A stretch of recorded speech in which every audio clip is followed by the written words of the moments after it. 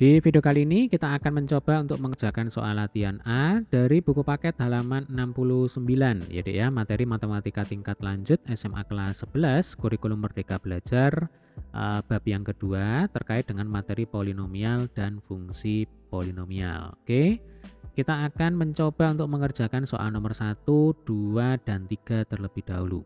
Oke, nomor 1 berkaitan dengan pernyataan benar atau salah. Bentuk aljabar 6,24 x kuadrat minus 3,41 x plus 7,69 merupakan suatu polinomial. Nah adik-adik, kalau ketemu bentuk soal semacam ini, langsung saja adik-adik cek satu persatu suku-sukunya ya.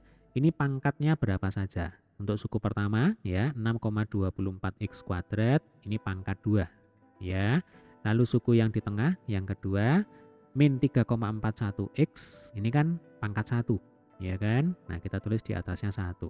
Lalu 7,69 kalau kita nyatakan dalam bentuk perkalian bilangan dengan variabel x berarti 7,69 kali x pangkat 0 ya kan. Berarti di sini pangkatnya adalah 0. Nah kita tahu yang namanya polinomial ya, suku-sukunya itu harus perkalian konstanta dengan variabel yang mana pangkatnya itu harus berupa bilangan cacah ya. Apa itu bilangan cacah? Bilangan cacah adalah bilangan bulat dari 0 ya sampai tak terhingga.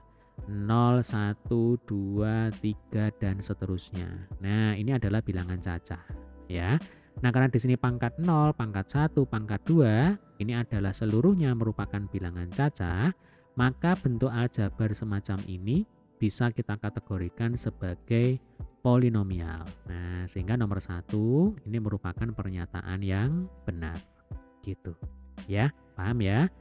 Oke, sekarang kita lanjutkan soal nomor 2. Masih berkaitan dengan pernyataan benar atau salah. Grafik fungsi polinomial fx sama dengan 2x pangkat 3 min x plus 4 ya melalui titik min 2,18. Nah, adik-adik kalau ketemu soal semacam ini ya, langsung saja kita cek ya apakah f min 2 itu sama dengan 18 atau tidak ya. Ketika fx sama dengan 18 ya berarti ini benar. Tapi ketika fx tidak sama dengan 18, maka ini merupakan pernyataan yang salah ya. Kita cek di sini. Soal nomor 2, berarti kita punya f min 2 itu akan sama dengan 2 kali min 2 pangkat 3 dikurangi negatif 2 ditambah 4. Min 2 pangkat 3 itu sama dengan min 8. Berarti 2 kali min 8 ditambah 2 ditambah 4. 2 kali min 8 itu min 16 ya. Kemudian 2 ditambah 4 itu 6. Nah, min 16 ditambah 6 sama dengan min 10. Nah, ternyata f min 2 ya. Jadi ternyata f min 2 itu tidak sama dengan 18. Nah, sehingga untuk soal nomor 2 ya, grafik fungsi polinomial ini tidak melalui titik min 2,18. Berarti ini adalah pernyataan yang salah. Gampang ya. Kita lanjutkan soal nomor 3. Nah, ini soal teori. Fungsi polinomial fx sama dengan min 5x pangkat 7 plus 2x pangkat 4 min 8. Maka perilaku ujungnya bagaimana? Nah, ini sudah kita pelajari di buku paket halaman 66 ya. Oke, jadi kalau ketemu bentuk soal semacam ini, yang adik-adik amati adalah suku yang paling tinggi. Nih, min 5x pangkat 7. Ya, jadi ini adalah suku utamanya.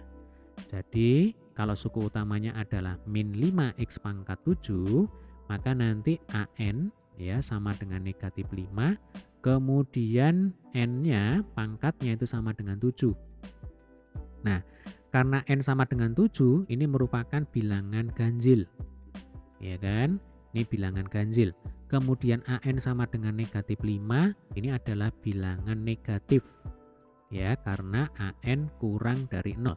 Maka sesuai dengan sifat yang kita pelajari ya Dek ya, perilaku ujungnya adalah ujung grafik yang kiri ya, kita tulis di sini ya. Maka ujung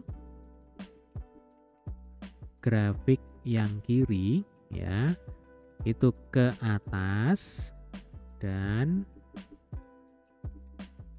ujung grafik yang kanan